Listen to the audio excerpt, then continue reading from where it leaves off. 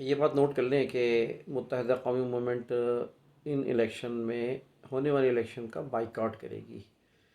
جی ہاں، یہ میں آپ کو اس کی تفصیل بتاتا ہوں، وجوہات بتاتا ہوں۔ میں ہوں انتخاب سوری، اور موجودہ الیکشن کے حوالے سے میں یہ دعویٰ کیوں کر رہا ہوں، اس کی چند اہم وجوہات یہ ہے۔ سب سے پہلے یہ کہ ایم کیو ایم کسی بھی اس الیکشن میں نہیں جائے گی جس میں اس کو شکست ہو، اور شکست بھی عبرتناک شکست ہو۔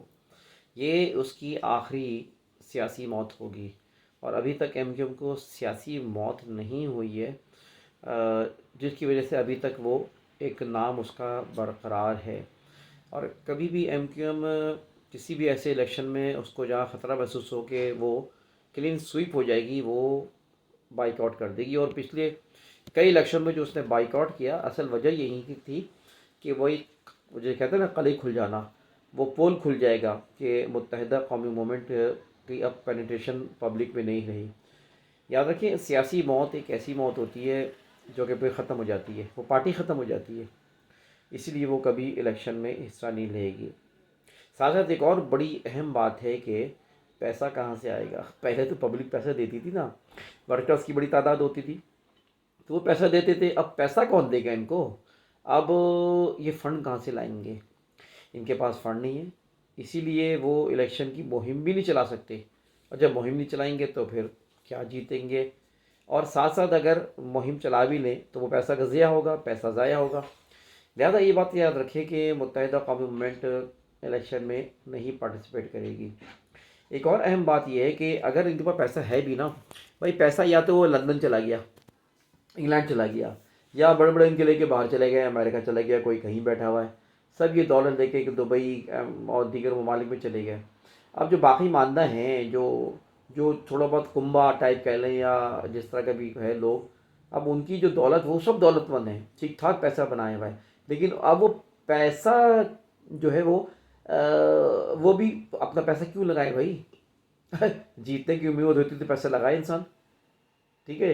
جس طرح کے سیاستدان آج کل لڑتے ہیں اور انویسٹمنٹ کرتے ہیں، اگر 1 کروڑ روپے لگاتے ہیں، 50 لاکھ لگاتے ہیں، تو پھر وہ 10 لاکھ، 10 کروڑ، 10 کروڑ، 20 کروڑ کماتے بھی ہیں، تو یہ پیسہ ضائع ہوگا، اور پھر اپنا ذاتی پیسہ کیوں لگائیں؟ تو لہٰذا سب سے بڑی بات یہ ہے کہ سیاسی موت ایم کیو ایم کو قبول نہیں ہے۔ یہ الیکشن میں ہار گئی تو یہ سیاسی موت کہلائے گی۔ جس طرح میں سمجھتا ہوں 12 مئی کا اصل مسئلہ یہی تھا کہ اگر وہ افتخار چودھری کو آنے دیتے تو پول کھل گیا تھا، پبلک باہر آ جاتی۔ پبلک کو یہ تاثر انہوں نے دے رکھا تھا کہ ہمارے علاوہ کسی کی نہیں توتی بولتی، ہمارے علاوہ کوئی پبلک پہ باہر آ ہی نہیں سکتا۔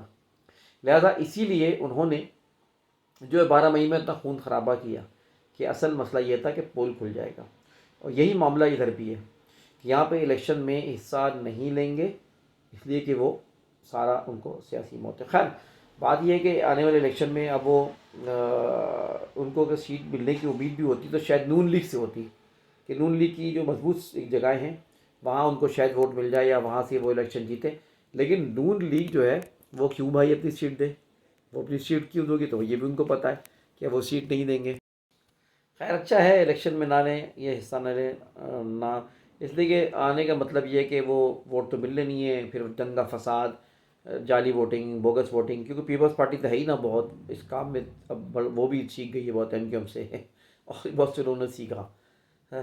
تو اب اداروں نے بھی سیکھا کس طرح دھاندلی ہوتی ہے، الیکشن جیتے کس طرح ہے، یہ ایم کیو ایم نے سکھا دیا۔